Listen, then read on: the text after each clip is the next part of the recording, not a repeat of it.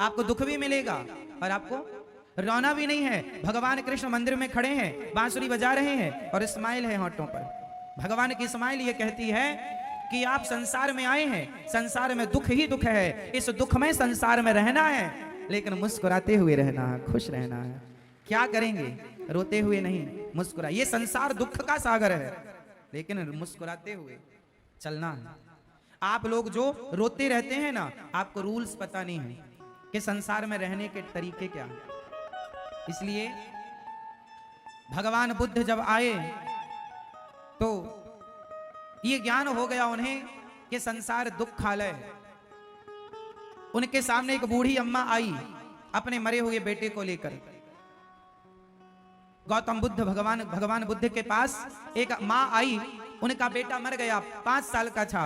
किसी ने बताया कि गौतम भगवान बुद्ध बड़े तपस्वी हैं और वो यदि कृपा कर दें तो तेरा मरा बेटा जिंदा हो सकता है, क्योंकि वो बड़े संत हैं और शक्तियां हैं उनके पास। जा, मरा हुआ बेटा लेकर के आई, चरणों में लेटा दिया। महाराज मेरा बेटा चला गया, मेरे बेटे को आप अपनी शक्तियों से जीवित कर दो, मेरा इस बेटे के सिवा कोई नहीं है, मैं बड़ी दुखी हूं, मैं बड़ी परेशान हूं। भगवान बुद्ध भगवान ने कहा ठीक है, मैं तेरे बेटे को जिंदा करूंगा, लेकिन तुझे एक काम करना पड़ेगा। तू जा गांव में और 1 मुट्ठी सरसों लेकर आ, लेकिन सरसों के दाने उस घर से लाना, या चावल लेकर आ मुट्ठी भर। मैया को जगाओ। आपसे मुट्ठी भर तू चावल लेकर आना, पर उस घर से चावल लाना जिस घर में आज तक कोई मरा ना हो। मुट्ठी भर सरसों चावल जो मिल जाए ले आना, पर उस घर से लाना जिस घर में आज तक कोई मरा ना हो। बूढ़ी अम्मा गई, ठीक है अभी लाती हूं। भैया जरा मुट्ठी भर सरसों दे दो, हमारा बेटा चला गया है, उसे जीवित करना है, पर एक शर्त है। उसने चावल घर की जो थी वो चावल ले आई या सरसों। बोले कि तुम्हारे घर में आज तक कोई मरा है? बोले हाँ, कुछ दिन पहले हमारे ससुर चले गए। दूसरे घर गई, बोले तुम्हारे घर आज तक कोई मरा? बोले हाँ, कुछ दिन पहले हमारी सास चली गई। तीसरे घर गई, बोले तुम्हारे घर कोई मरा है आज तक? बोले हाँ, हमारे घर कुछ दिन पहले हमारे पति चले गए। चौथे घर गई, बोले हमारे घर कोई पत्नी चली गई। किसी ने कहा हमारे घर ये चला गया। वो सबका घर ऐसा था जिसके घर में कोई ना कोई कभी ना कभी मरा जरूर था। बूढ़ी अम्मा फिर वापस आई, भगवान बुद्ध से कहा ले आई चावल मुट्ठी भर। ना महाराज नहीं मिला, चावल तो नहीं मिले, सरसों तो नहीं मिली, लेकिन मेरे प्रश्न का उत्तर मिल गया। चुपचाप उसने अपना बेटा उठाया, वहां से चली गई। बताओ क्या सबक मिला इस कहानी से, क्या सीख मिली? हम रोते हैं कि हमारा ये मर गया, हम रोते हैं कि हमारा ये दुख है। अरे जो दुख आपके पास है, सेम वही दुख आपके पड़ोसियों में भी है, औरों के पास भी है। क्यों है? क्योंकि संसार में जो आया है उसे दुख से गुजरना पड़ेगा। अब ये दुख से गुजरने में चाहे आप रोते गुजरो या हंसते गुजरो, वो आपकी मर्जी है। इसलिए संसार में क्या है? अब बताओ आप, संसार में क्या है, सुख या दुख? जोर से। अभी आप कह रहे थे दोनों हैं। आप जल्दी ज्ञानी हो गए। इतनी बात जानने के लिए गौतम बुद्ध को 12 साल लगे, और आप देखो 12 मिनट में जान गए। संसार में क्या है, ये बात मैंने कह तो दी है, आपने सुन भी ली। कभी घर में एकांत में बैठकर मेरी इस बात का खूब ध्यान से चिंतन करना कि क्या संसार में सचमुच दुख है, और जो सुख है वो कितनी देर का है। हड्डी चबा रहा है कुत्ता, लग रहा है कि बड़ा सुख है। एक छोटी सी कहानी सुना दूं और क्लियर करने के लिए, आपको जल्दी तो नहीं है? सुनो। माया, ईश्वर की माया का पर्दा ऐसा पड़ा है कि हमें सही सही दिखाई नहीं पड़ता। अब इस बात को और क्लियर करने के लिए मैं आपको एक छोटी सी कहानी सुनाता हूं, आपको पूरा क्लियर हो जाएगा, सारा दर्पण की तरह क्लियर हो जाएगा। स्पष्टीकरण। जो सो रहे हैं उनको जगा दो। ये कहानी जो मैं सुनाने जा रहा हूं अनमोल है, शायद आपने आज तक नहीं सुनी हो, इसलिए ध्यान से सुनिएगा। इस कहानी से आपके परिवार का, आपका सारांश निकलेगा। तैयार हैं? सुनो। एक बार नारद जी ने भगवान कृष्ण से कहा कि हे श्री कृष्ण, मैं जानना चाहता हूं कि आपकी माया क्या है। आपकी माया क्या है? मैं देखना चाहता हूं आपकी माया को। कैसी है आपकी माया? आप लोग भी ध्यान से देखिए, अभी मैं कुछ आपको दिखाऊंगा। आपकी माया क्या है? भगवान ने कहा चलो तुम्हें माया दिखाते हैं। नारद जी को लेकर भगवान एक घने जंगल में चले गए। भगवान श्री कृष्ण हैं और ये बात द्वारिका की है। जब भगवान द्वारिका के राजा थे, नारद जी भ्रमण करते करते द्वारिका गए। आज भगवान नारद जी को लेकर घने जंगल में भगवान प्रवेश कर गए। नारद जी बोले प्रभु और कितने अंदर ले जाओगे? भगवान बोले बस थोड़ा अंदर और। नारद जी चले, चलते चलते नारद जी थक गए, एक पेड़ की छांव में बैठ गए। प्रभु अब चला नहीं जा रहा, मैं थक गया, थोड़ा विश्राम कर लो। भगवान बोले अच्छा विश्राम तो कर लेंगे, पर हमें बड़ी प्यास लगी है। हे देवर्षि नारद जी, हमें बड़ी प्यास लगी है, क्या आप पानी का बंदोबस्त करेंगे? हमारे लिए पानी पिलवाएंगे? हाँ हाँ। नारद जी बोले आप यहीं बैठो पेड़ की छांव में, मैं अभी आपके लिए पानी लेकर आया। नारद जी उस घोर जंगल में, भयंकर जंगल में पानी की खोज में आगे चले। नारद जी थोड़ा ही 400 कदम आगे बढ़े कि उन्होंने देखा कि एक सुंदर सा नगर था। उस नगर में एक सुंदर सी स्त्री एक कुएं में पानी भर रही थी। नारद जी ने कहा देवी बड़ी प्यास लगी है, क्या हमें पानी मिलेगा? उस देवी ने मुस्कुराते हुए नारद जी की तरफ देखा और कहा जरूर। नारद जी ने ऐसे किया, अपने दोनों हाथों को आगे बढ़ाया। उसने घड़े से पानी नारद जी की अंजलि में डाली और नारद जी पानी पीते हुए अपने नेत्रों को उठा करके ऊंचा करके और उसकी सुंदरता को, स्त्री की सुंदरता को देखने में इतने मस्त हो गए कि भूल गए कि मैं कोई काम करने आया था। उस स्त्री से कहा देवी इस नगर का नाम क्या है? बोले इसका नाम है उत्तमपुर। अच्छा, इस नगर के राजा कौन है? मेरे पिता इस नगर के राजा हैं। अच्छा, अब नारद जी राजा बन गए, उनकी पत्नी बगल में बैठी रानी बनी। कुछ दिन बाद नारद जी के एक बेटा हुआ। कुछ वर्ष बाद नारद जी की एक बेटी हुई। एक बेटा एक बेटी। नारद जी के बड़े मंत्री, बड़ी सेना। एक दिन नारद जी ने सोचा कि चलो जरा देखो कि हमारे राज्य के आसपास किन राजाओं का कब्जा है। तो मंत्रियों ने बताया महाराज फलानी दिशा में फलाने राजा का कब्जा है, हमारे राज्य की कुछ जमीन पर कब्जा किया है। नारद जी ने कहा सेना तैयार करो और उस राज्य पर आक्रमण करो, अब हम अपने राज्य का विस्तार चाहते हैं। नारद जी क्या लेने गए थे? पानी, और राज्य का विस्तार करने में लग गए। हम अपने राज्य का विस्तार चाहते हैं, सेना तैयार करो। लो भैया, नारद जी की उपस्थिति में सेना तैयार हुई और सेना आक्रमण करने के लिए चली। पर नारद जी आक्रमण करें उसके पहले सामने वाले राजा ने आक्रमण कर दिया और नारद जी की सेना मारी गई। नारद जी का पहला युद्ध था, कभी लड़े नहीं तो माला जपते रहे सारी जिंदगी नारायण नारायण नारायण। और आज बाबा जी युद्ध करने चले हैं और जब युद्ध करने गए तो ये हार गए। सामने वाले राजा ने नारद जी को हराया और इनके राज्य पर कब्जा कर लिया। अब नारद जी भागे अपनी पत्नी और बच्चों को लेके भागे नारद जी। अब भागते भागते भागते भागते एक जंगल में पहुंच गए। एक बेटी थी छोटी सी इनकी और एक बेटा था। बेटा थोड़ा बड़ा था, 5 साल 6 साल का बेटा रहा होगा, 3 साढ़े 3 साल की बेटी रही होगी। अब लो भैया, नारद जी पत्नी को लेके भाग रहे हैं, ना खाया ना पिया, बस भागा भागा भागा। सेना पीछे लगी है बंदी बनाने के लिए। अब नारद जी भाग भाग के चले, खाना पीना कुछ नहीं। पत्नी बोली भूख लगी है, बच्चे चिल्लाने लगे, रोने लगे। उस छोटी सी बच्ची को ना पानी मिल पाया ना भोजन मिल पाया। ऐसे तैसे किनारे लग गए, लेकिन बीच नदी में अपनी पत्नी को डूबता हुआ देखकर चिल्ला रहे हैं, हे विधाता तू कितना निर्दयी है, कितना निष्ठुर है, इतना दुख दिया तूने हमें, क्या बिगाड़ा था हमने तेरा, कौन सा पाप किया था हमने जो तूने हमें इतना दुख दे दिया। हमारी पत्नी पानी में डूब गई, बच्चा पानी में डूब गया, चिल्ला रही है पत्नी बचा लो स्वामी बचा लो, पर ये असमर्थ हैं उस डूबती हुई पत्नी को बचाने में। अरे कोई तो बचाओ, कोई नहीं आया। पत्नी डूब गई, बच्चे डूब गए, तीनों की मृत्यु हो गई और नारद जी रो रहे हैं, हे भगवान तू बड़ा निष्ठुर निर्दयी है, क्या बिगाड़ा था हमने तेरा। नारद जी रो रहे थे तब तक भगवान आ गए। भगवान ने कहा नारद जी पानी लेने गए थे, 1 घंटे से बैठे आपका इंतजार कर रहे हैं, आप लौटे ही नहीं। नारद जी को याद आया, हे प्रभु हम पानी लेने आए थे। हाँ। नारद जी बोले हमारी पत्नी डूब गई पानी में। ना भगवान बोले पत्नी? आपकी पत्नी? आप तो अभी पानी लेने गए थे 1 घंटा पहले, 1 घंटे से हम ही आपको ढूंढ रहे हैं। नारद जी बोले अभी 1 घंटा हुआ? हाँ 1 घंटे ही तो हुआ। बोले 1 घंटे में हमारे 2 बच्चे भी हो गए। भगवान मुस्कुराए, नारद जी यही है माया।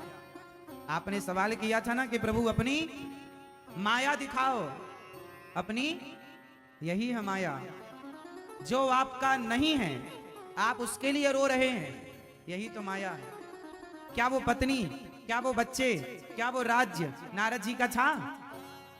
बोलो बोलो। लेकिन नहीं था, लेकिन फिर भी उनने अपना माना और रो रहे हैं। जो आपका है ही नहीं आप उसे अपना मानते हैं। आपकी पत्नी आपकी नहीं है लेकिन आप उसे अपना मानते हैं। आपका पति आपका नहीं है लेकिन आप उसे अपना मानते हैं। आपका बेटा आपका नहीं है लेकिन आप उसे अपना मानते हैं। आपका शरीर, बेटा पत्नी छोड़ो, ये शरीर आपका नहीं है लेकिन आप इसे अपना मानते हैं। ये शरीर आपका था तो आंखों में कम दिखने लगा, रोका क्यों नहीं? कानों में कम सुनाई पड़ने लगा, रोका क्यों नहीं? शरीर बुढ़ा हो गया, रोका क्यों नहीं? आपका नहीं था लेकिन आप मानते रहे, यही तो माया है ईश्वर की। मम माया दुरत्या, आपका कुछ भी नहीं है संसार में लेकिन सबको आप अपना मानते हैं। भगवान आपके अपने हैं लेकिन आप उन्हें अपना नहीं मानते, यही तो माया है। माया का पर्दा पड़ने से सब अपना सा दिखाई पड़ता है बट होता कुछ नहीं है अपना, यही माया का स्वरूप है। यही ये कहानी सिर्फ नारद जी की नहीं, आपकी, हमारी, हम सबकी कहानी। हम सब वो व्यक्ति हैं जो संसार में आए थे। नारद जी आए थे पानी खोजने, जल की खोज करने, जल लेने, उलझ गए। आप भी आए थे संसार में भगवान को पाने, आप भी तो उलझे पड़े हैं। आप कौन से जाओ शादी का कार्ड देने, भैया ये शादी का कार्ड ले लो, या कोई भी इमरजेंसी काम है, 10 घर जाना है आपको, तो घर वाले बैठो बैठो चाय पी के जाना, चाय पी के जाना। अच्छा ठीक है बैठे, कितनी देर? अभी चढ़ी है। चाय के चक्कर में आधा घंटा बिगड़ता है, हाँ या ना? चाय के चक्कर में आधा घंटा बिगड़ता है। फिर आधा घंटा से पहले यदि 15 मिनट चाय को बनने में लगा तो छान कर वहां तक लाने में, पीने में भी तो उसको फूक फूक के पीना पड़ता है। महारानी बड़ी सुकुमार है, चाय महारानी बड़ी सुकुमार है, उसे चोट ना लग जाए, बड़ी फूक फूक के पीना पड़ता है। तो ये चाय के चक्कर में जो आपके घंटों बर्बाद होते हैं, ये सारी फसाद की जड़ कौन है? कौन? चाय नहीं, आपकी जेहवा ऐसे ही काट के फेंक दो। यदि आपकी जेहवा राम राम जपती है, आपकी जेहवा राम नाम की आदि है, तब तो ठीक है। हम प्रार्थना करते हैं अपनी जेहवा को केवल राम नाम का आदि बनाना, भगवान की कथा का आदि बनाना, विषयों का आदि ना बना लेना, नहीं तो कल आपको ही रोना पड़ेगा। इससे किसी का नुकसान नहीं है। इतने ऐसे ऐसे लोगों को हमने देखा है जिनको शुगर की बीमारी है, 400 शुगर है, पर चाय नहीं छूट रही है। पता है कि शुगर बढ़ेगी तो मर जाएंगे, पर चाय से इतना प्यार है छूटती ही नहीं। मर जाएंगे पर चाय नहीं छोड़ेंगे। अब ये सिद्धांत लोगों के हैं। इसलिए आपका सबसे बड़ा दुश्मन कौन? आपकी जेहवा। यदि राम नाम जपती है आपकी जेहवा, भगवान की कथा सुनाती है आपकी जेहवा, तब तो आपकी जेहवा सफल है। यदि सिर्फ ये विषयों की लंपट हो गई है तो आपकी जेहवा व्यर्थ है। ऐसे लोगों की जेहवा को भगवान अगले जन्म में कैंची से बीच से काट कर भेजता है और फिर वही लोग बरसात में टर टर टर करते रहते हैं। आपकी जेहवा से आपने क्या किया? सिर्फ चाय पिया। चाय के लिए पत्नी से झगड़ा और समय से चाय नहीं बना सकती, जब देखो टर टर। भगवान अच्छा तुझे ही मेंढक बनाएंगे अगले जन्म में, तेरी हरकत मेंढक जैसी है।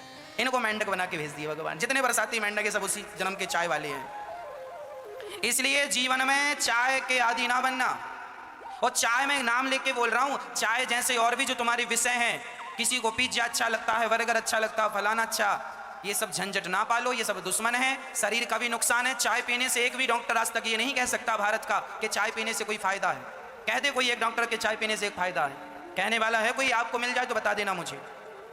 चाय पीने से एक भी फायदा होता हो तो बताओ। चाय की जगह सवेरे सवेरे गुनगुना पानी शहद मिला के पी लोगे तो 1 चम्मच शहद डाल के, 2 चम्मच शहद डाल के यदि आप 1 गिलास पानी गुनगुने पानी में शहद पी लोगे तो वो आपको पूरे दिन भर ताजगी देती रहेगी, आपकी थकान मिटाती रहेगी। चाय केवल नुकसान करती है, लेकिन कौन समझाए भारत के लोगों को? पीते हैं चाय, अपना समय बर्बाद करते हैं लोग चाय के चक्कर में।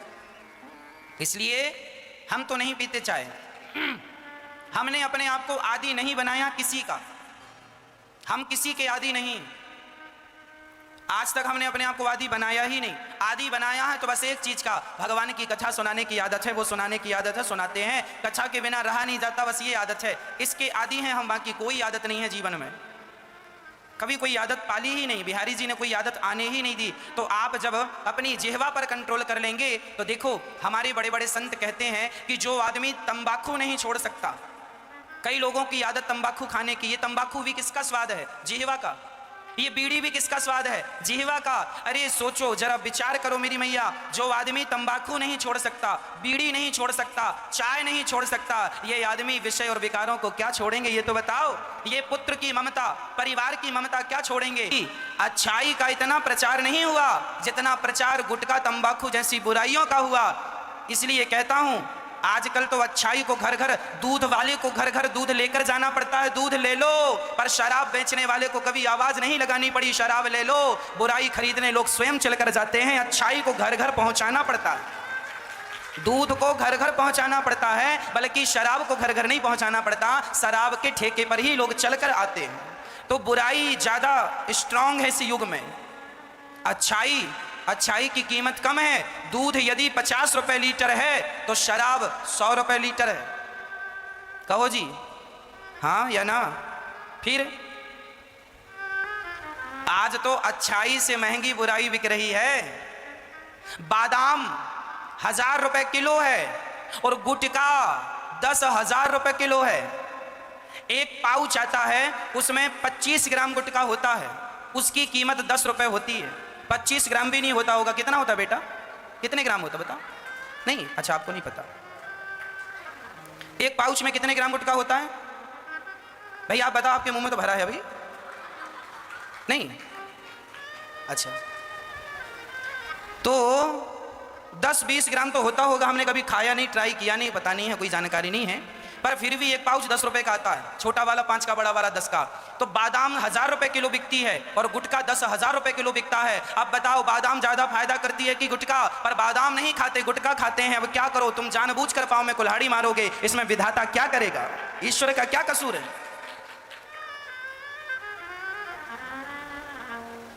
दाने दाने में केसर का दम।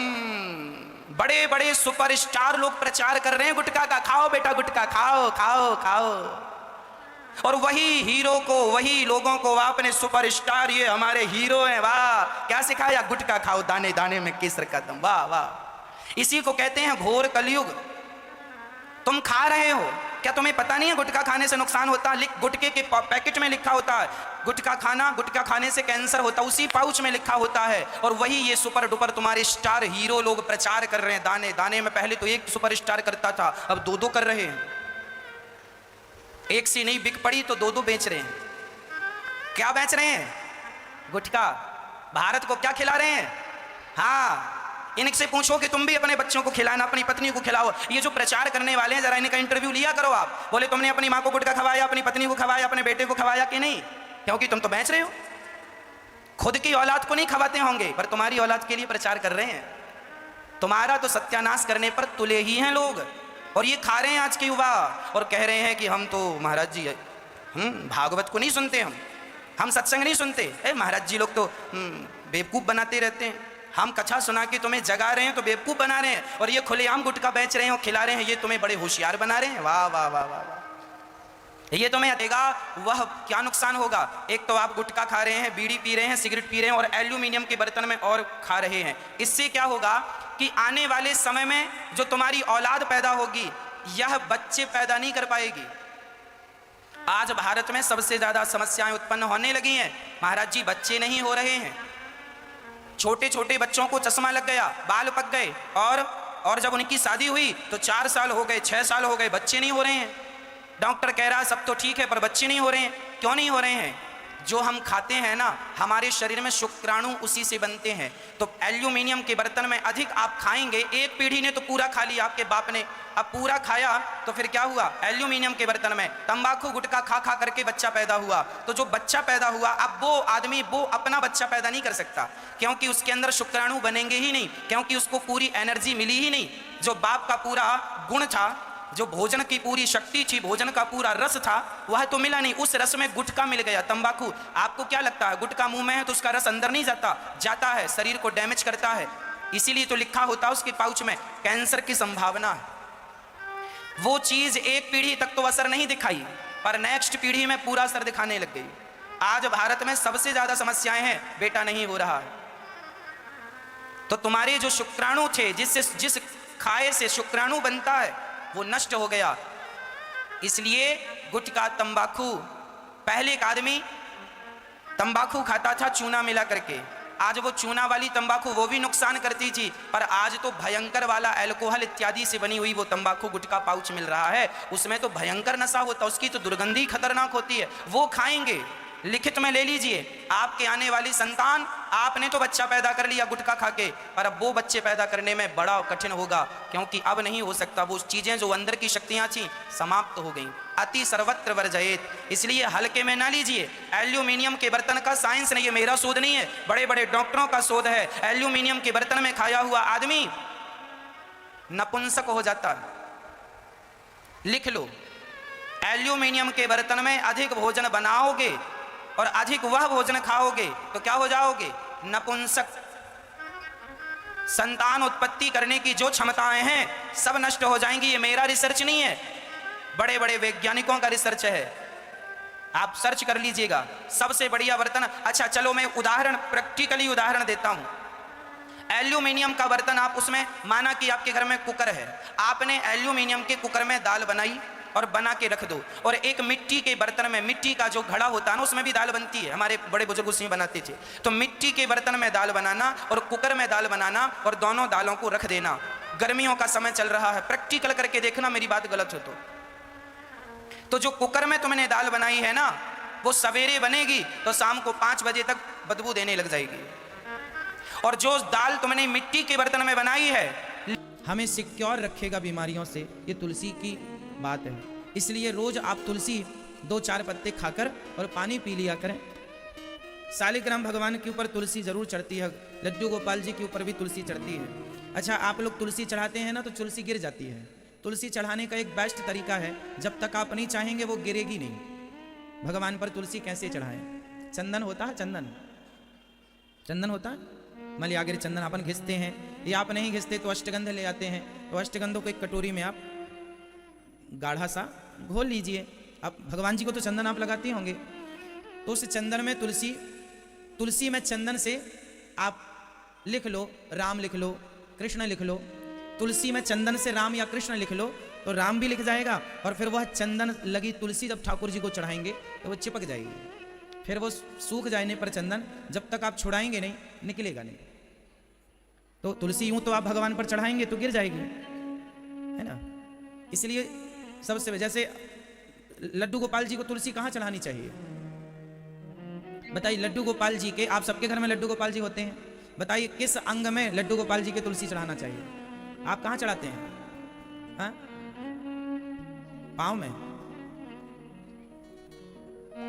जो लड्डू गोपाल जी की आपने देखी होगी, ऊपर शिखा होती है चोटी, यहाँ ऊपर उठा हुआ हिस्सा, ये तुलसी हमेशा भगवान के ऊपर चढ़ती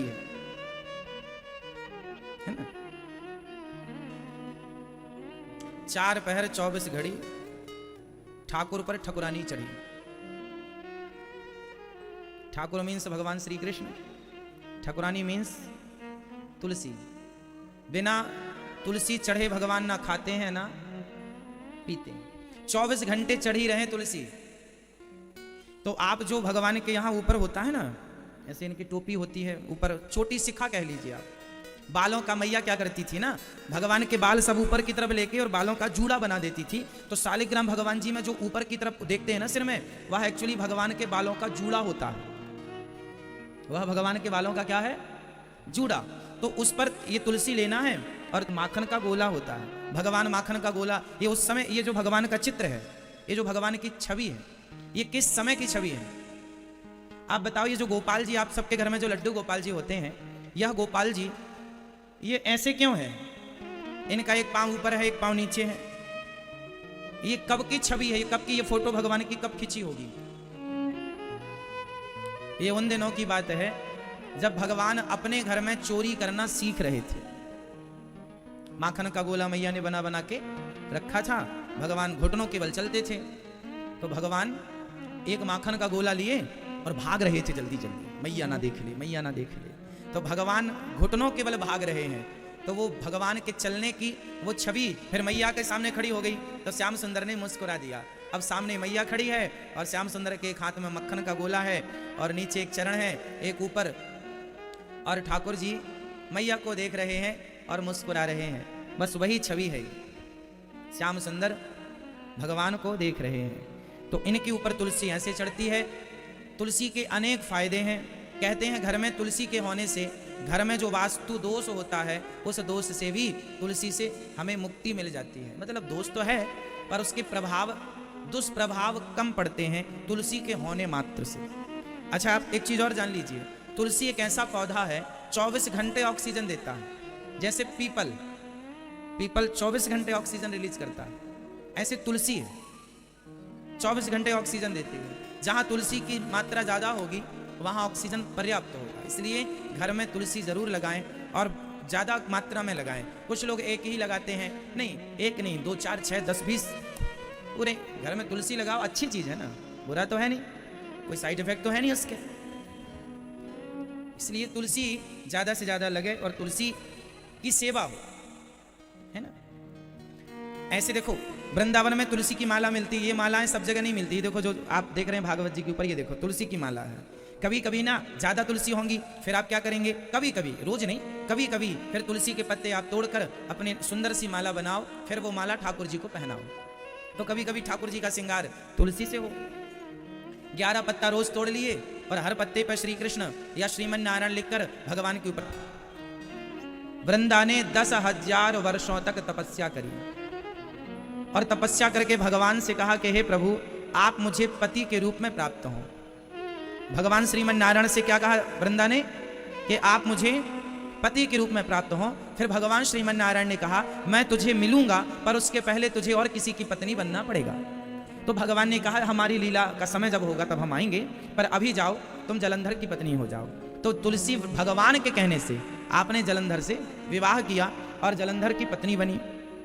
अब पत्नी बन तो गई, पर धीरे धीरे तुलसी सब भूल गई कि मैंने कभी तपस्या की थी, मैंने कभी भगवान को पति के रूप में मांगा था। अच्छा, ये भूल इसलिए गई कि वह घटना पिछले जन्म की थी। तुलसी ने भगवान से कहा कि मुझे आपकी पत्नी बननी है। भगवान ने कहा जरूर बनेंगे, अभी जाओ। तो वो भगवान के धाम चली गई, बैकुंठ। फिर उनका जन्म हुआ। भाई संसार में आए हैं तो नया जन्म लेके आना पड़ेगा। तो उनका एक जन्म हुआ वृंदा के नाम से। फिर वृंदा का विवाह हुआ जलंधर से। जलंधर बड़ा दुष्ट आदमी था। अच्छा, ये बड़ी पतिव्रता नारी थी। इनके पातिव्रत बल पर वह जलंधर बड़ा अत्याचार करता था, मारा मरता नहीं था। तो देवताओं ने भगवान से कहा कि प्रभु ये जालंधर तो बड़ा दुष्ट है और ये मरता नहीं है। भगवान शंकर मारने गए, शंकर जी से ना मरा। क्यों? क्योंकि पत्नी पतिव्रता थी, पत्नी ने मरने नहीं दिया। बड़ी पति, यदि कोई इसके पातिव्रत धर्म को बिगाड़ेगा तब इसका पति मरेगा, वरना इसके पति को मारने वाला धरती में कोई पैदा नहीं हुआ। शंकर जी ना मार पाए। कब मरेगा? जब इस पत्नी का कोई पातिव्रत बिगाड़ेगा। अब बिगाड़े कौन? कोई 11 नत्थु खैरा तो बिगाड़ नहीं सकता। बिगाड़े कौन? तब भगवान के पास देवता गए, प्रभु रक्षा करिए, रक्षा करिए। भगवान नारायण ने कहा अच्छा मैं करता हूं। तब भगवान ने जलंधर का रूप बनाया। भगवान ने जालंधर का रूप बनाया और वृंदा के पास गए और उनके पास जाकर भगवान ने उनके संग रहकर और उनके साथ क्रीड़ा की, लीला की। अच्छा, वृंदा एक दीपक जलाए रखी थी। जब तक ये दीपक जलेगा तब तक उसे पता है कि मेरा पति जिंदा है, कोई नहीं मार सकता। दीपक उसका घर में जल रहा था, लड़ रहा था शंकर जी से। अब भगवान ने जब बिगाड़ दिया उसका पातिव्रत, तो वो शंकर जी से लड़ते लड़ते मारा गया, मर गया। जलंधर मर गया, दीपक बुझ गया। तो वृंदा को पता चल गया कि ये जो आदमी है ये कोई और है। तुरंत उसने कहा आप कौन है? भगवान ने कहा मैं भगवान हूं। आप भगवान होकर आप तो पतिव्रता नारियों के सती को, सतीत्व को बचाते हैं, आप उजाड़ने कब से लगे? भगवान बोले मैं उजाड़ा नहीं हूं, मैंने तेरी इच्छा पूरी की है। वृंदा ने कहा मेरी क्या इच्छा है? भगवान ने कहा तुमने पिछले जन्म में तपस्या की थी कि भगवान आप मुझे पति के रूप में प्राप्त हो, तो मैं भगवान तुम्हारे पिछले जन्म के वरदान हेतु, आशीर्वाद हेतु, तपस्या के कारण तुम्हारा पति बनकर आया हूं। अब तुम सदा के लिए मेरी पत्नी हो, मैं तुम्हें अपनी पत्नी के रूप में स्वीकार करता हूं, मैं तुम्हें तुम्हारा पाणी ग्रहण संस्कार करता हूं, स्वीकार करता हूं। पर उसने कहा वो पिछले जन्म की बात थी, हम आप लोग खाते हो थाली में ही हाथ निचोड़ देते हो, ये गलत परंपरा है। हाथ कभी थाली में नहीं धुलना चाहिए। थाली को खा लो, मतलब दाल चावल सब्जी रोटी एक एक दाना खा लो और थाली को धुलो, थाली पे हाथ मत धुलो। पंडित जी बाहर हाथ धुलने गए तो जहां उन्होंने हाथ धुला वहां एक छोटा पेड़ था, वहां पेड़ के पास ना एक नेवला था। क्या था? नेवला। सांप और नेवले की लड़ाई होती है ना, तो नेवला जीतता है, वो नेवला था। तो नेवला के पूंछ की तरफ पंडित जी के हाथ का धुलने का पानी गिरा और वो नेवले की पूंछ गीली हो गई, आधा पीछे का हिस्सा, पूंछ का हिस्सा गीला हुआ। और जैसे ही पूंछ पे पानी गिरा उसके पूंछ का रंग सोने जैसा हो गया, सुनहरा। नेवले ने पूंछ देखी, पंडित जी से बात करी, पंडित जी आपने पानी डाला तो मेरा देखो ये रंग सुनहरा हो गया, सोने जैसा, मेरी पूंछ सोने जैसी हो गई। आप एक काम करो, मेरे पूरे शरीर में पानी डाल दो, मैं सुंदर हो जाऊंगा। पंडित जी बोले मैंने तो अपना हाथ धुल लिया। नेवले ने कहा महाराज ये बताओ कि आपके पानी डालने से मेरा ये शरीर का रंग कैसे बदल गया, सुनहरा हो गया, सोने के कलर का। अब मुझे पूरा शरीर सोने का करना है, पूरा शरीर सोने की तरह चमके मेरा, आधा हो गया मेरा, आधा बताओ कैसे होगा? कल मैं आऊं, आप मेरे ऊपर फिर हाथ धुल देना। पंडित जी बोले नहीं, अब तुम जाओ धर्मराज युधिष्ठिर के राज्य में। धर्मराज युधिष्ठिर यज्ञ कर रहे हैं, उस यज्ञ में ब्राह्मण लोग भोजन कर रहे हैं। जाओ, जहां ब्राह्मण लोग भोजन करके हाथ धुलेंगे, धर्मराज युधिष्ठिर सबको अन्नदान कर रहे हैं, बहुत बड़ा यज्ञ हो रहा है। जाओ, यदि तुम्हारा किसी ब्राह्मण के हाथ धुलने के जल से यदि तुम्हारा शरीर सोने का हो जाए तो समझ लेना कि धर्मराज का यज्ञ पूरा हो गया। जाओ। अब वो नेवला बड़ा खुश धर्मराज युधिष्ठिर के राज्य में पहुंचा और जहां सारे ब्राह्मण भोजन करते और पानी से हाथ धुलते, एक अलग जगह पर नेवला जाके वहीं बैठ गया। हजारों नहीं लाखों ब्राह्मणों ने हाथ धुले, हजारों नहीं लाखों लोगों ने प्रसाद पाया, लेकिन नेवले का रंग सुनहरा नहीं हुआ।